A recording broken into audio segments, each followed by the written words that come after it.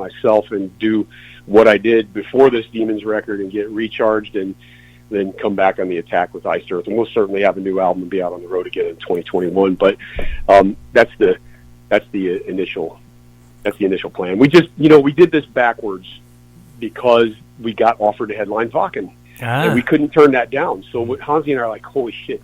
We got on FaceTime and we're like, dude, this just got real, but there's no way we're going to have a new album out by August of 2019. It was impossible to have it written and recorded then. And then we had this other, so we're like, okay, well, we're going to have to front load this.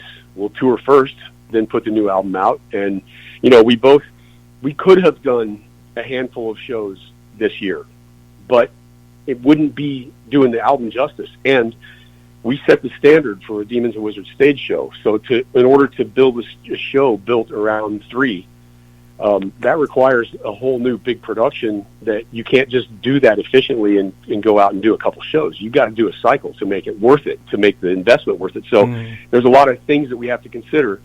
And besides that, we're both, we are committed to our own bands as well. I mean, we're committed to each other, but we have to do, the Iced Earth and Blind Guardian thing. So. Well, I got to ask you about my favorite Iced Earth album is Glorious Burden.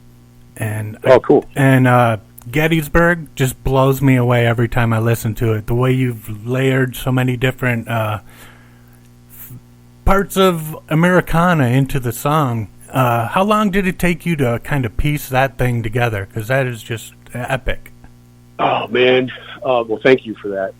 I don't honestly, man. I can't remember how long I spent on that. I guess, probably spent more time on that record overall than I have on a lot of them, because there was just so much, especially Gettysburg. There was so much thought put into that part of the record.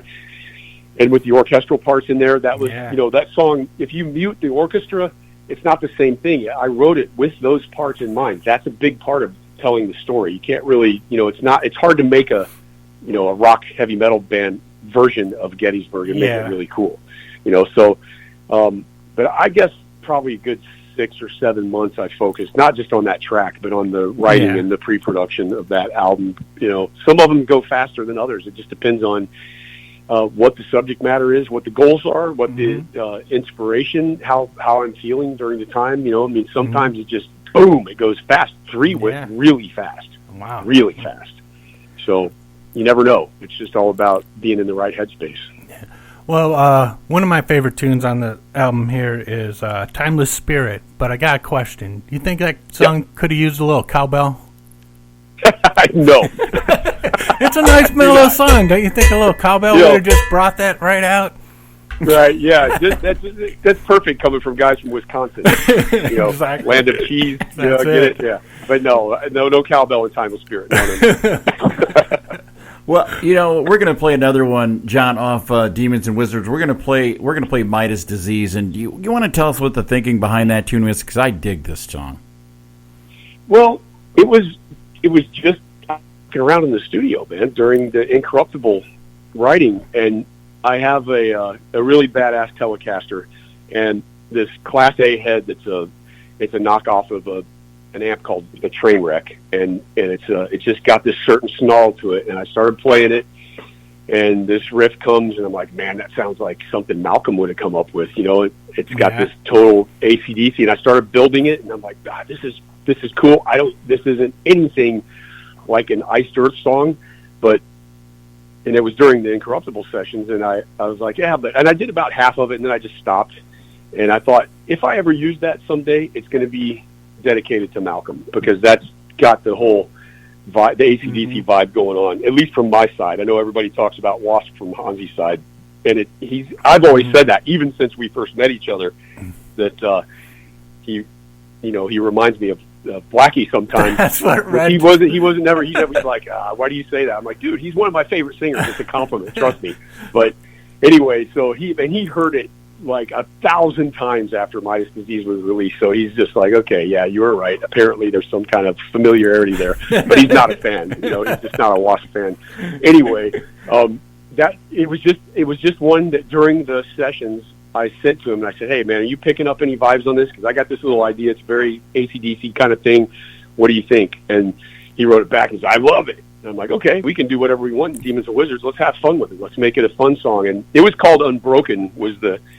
I was going to write it about a Street Fighter, and just call it. That was the title track. But then Hansi's like, I want to go in the direction of like a TV evangelist, somebody that's super motivated by greed and blah blah blah.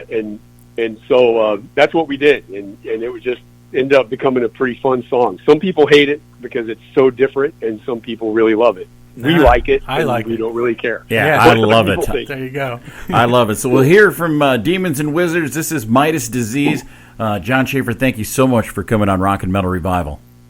Hey, thanks for having me, guys. It's been a pleasure. There's Iron Maiden and Die With Your Boots On Rock and Metal Revival. That's off Peace of Mind. That is a top 3 Iron Maiden release for me. Yeah, I'd say that. Number of the Beast. I liked the first 2 though too a lot with the original singer. With Paul. You like Killers? Yeah, and just Iron Maiden. That was the first album I bought because I saw that cover and I'm like, oh, this can't be. If this isn't heavy, then there's no such thing as heavy. I remember a cover like that. Well, I remember I was staying at my grandmother's and she had cable, which we didn't have when I was a kid. Ooh. And she had the MTV. Oh, yeah, and I was she probably had the adult stations too. Yeah, she did. Yeah. But late at night, I'm sitting there and I'm watching MTV, and that's where I'm like seeing Rainbow Stone Cold and all that kind of stuff. Oh, nice. And Run to the Hills comes on. Oh, there you go. And I'm like, what? That's such a funny video. And I'm like, what is this? And so next day I went to the store, bought me an Iron Maiden for $6.99. People, Number of the Beast, nice. And ever since been a fan ever since. But we want to thank Jon-Schaffer. That was really cool. That was really cool. What a cool dude. Yeah, for coming on the show. Wish we could have had more time with him because he was just fun to kind of BS with. Next week on the show, it's either going to be Chuck Billy from Testament or Dax Nielsen from Cheap Trick. Okay. Are going to join us on the show next week. Until then, have a safe St. Patrick's Day. I know everybody likes to get out and have a good time. Everybody take care of yourself. Take care of each other. And until next week, don't drink and drive. Smoke and fly. Peace.